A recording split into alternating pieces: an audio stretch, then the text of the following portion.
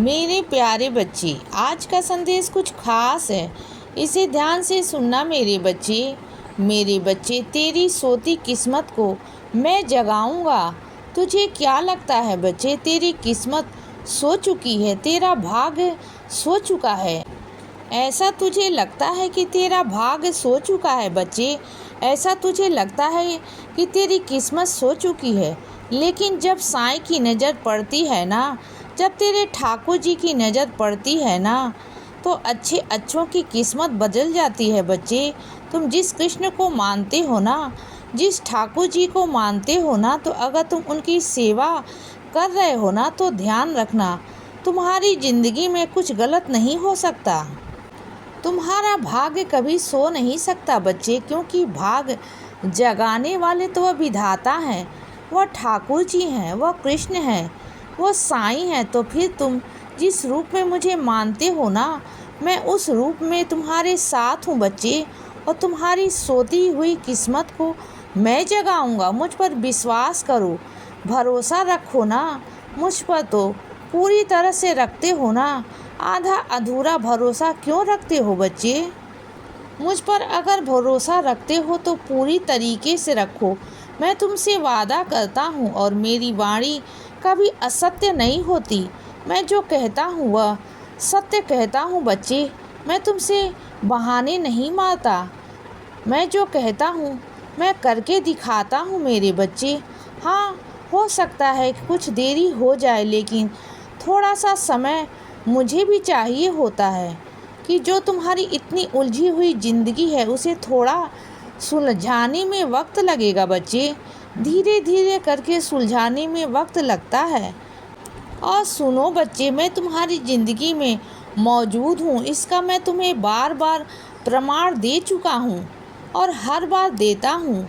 तुम्हें मेरा एहसास भी हुआ है बच्चे कई बार, और कई बार तुम्हें मैंने अपने अनुभव भी दिए हैं। लेकिन उसके बाद ना कभी तुम्हारे मन में शंका जागृत हो ही जाती है, अविश्वास पैदा हो ही जाता है बच्चे। इतना कुछ होने के बावजूद भी जब भी तुम्हारे मन में शंका उत्पन्न होती है ना, अविश्वास उत्पन्न होता है ना, तो ज़रा उस पर नज़र डाल लिया करो। जब मैंने तुम्हें अनुभव दिया था, याद किया करो बच्चे, उस दिन जब तुम्हारे साथ इतना बुरा होने वाला था, तुम्हारे फंसने वाले थे, और तुमने मुझे याद किया, और इस वक्त आकर ना मैंने तुम्हारे सहायता की बच्चे, मैंने तुम्हारी मदद की।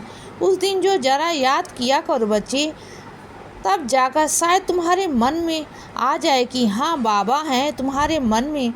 कभी कभी ऐसा होता है कि बाबा हैं ही नहीं, लेकिन ऐसा कुछ भी नहीं है मेरे बच्चे। मैं था, मैं हूँ, मैं रहूँगा बच्चे। मैं युगों युगों से था बच्चे, और मैं युगों युगों तक रहूँगा बच्चे। मुझे कोई मिटाने वाला, नष्ट करने वाला है ही नहीं ना। मेरा जन्म हुआ ना मेरा मरण हुआ, क्योंकि जन्म तो प्राणी का होता ना, मैं तो ईश्वर हूँ ना, और ईश्वर का जन्म मरण कभी नहीं होता। वो अनंत होते हैं बच्चे, वो परे होते हैं दुनिया से। जिसने दुनिया की रचना की है बच्चे, वह कैसे जा सकता है मेरे बच्चे? यह बताओ। यह बातें तो मैंने तुमसे कही भी है कि मेरी अस्थियां मेरे बच्चों का कल्याण करेगी, और इसका सबूत भी चाहते हो ना, तो जाओ, जाकर साईं सच्चरित पढ़ो, तुम्हें समझ में आ जाएगा बच्चे।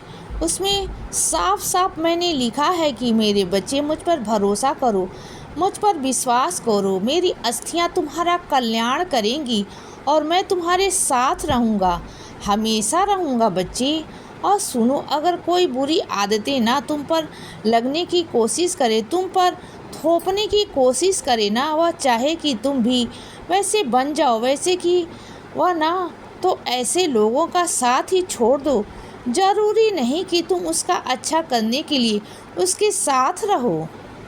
अगर वह तुम्हें बुरी आदतें लगाने वाला है ना, या तुम्हें ऐसा आभास हो रहा है कि उसके साथ रहकर तुम्हें गंदी आदतें लग रही हैं, बुरी आदतें लग रही हैं ना, तो ऐसे लोगों का साथ छोड़ दो बच्चे। क्योंकि तुम मेरे बच्चे हो, और मेरे बच्चे कभी कुछ गलत नहीं कर सकते। उनके साथ रहोगे तो कभी ना कभी तुम्हारे अंदर भी ना वह चीज़ें आ जाएंगी बच्चे।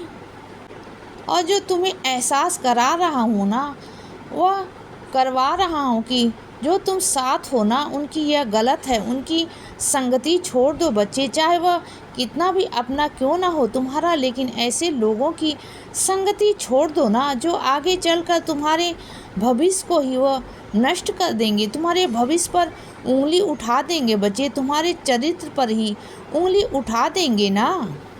तो ऐसे लोगों के साथ दूर हो जाओ, ऐसे लोगों से बिल्कुल भी दूर हो जाओ बच्चे, चाहे वह रिश्ता तुम्हारा कितना साल पुराना क्यों ना हो, कितना ही अपना क्यों ना हो, दूर हो जाओ बच्चे ऐसे लोगों से। और सुनो, कुछ मेरे बच्चों के पास में रामायण है, कुछ बच्चों के पास में भगवत गीता है, तो तुम पहले क्यों नहीं पढ़ते हो, क्यों रखी है बच्चे?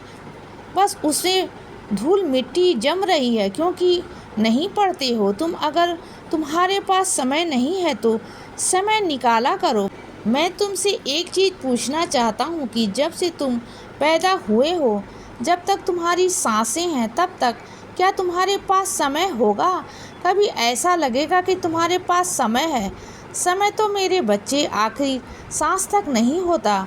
मुझे ये करना है, मुझे वह करना है, इतने सारे काम, इतनी सारी जिम्मेदारियां हो जाती हैं बच्चे कि इंसान चाहकर भी ना अपने लिए समय निकाल पाता नहीं है बच्चे। ईश्वर के लिए समय नहीं निकल पाता, लेकिन जो निकालता है ना, फिर ईश्वर उसके लिए समय निकालते हैं, फिर ईश्वर उसका कल्याण करते हैं।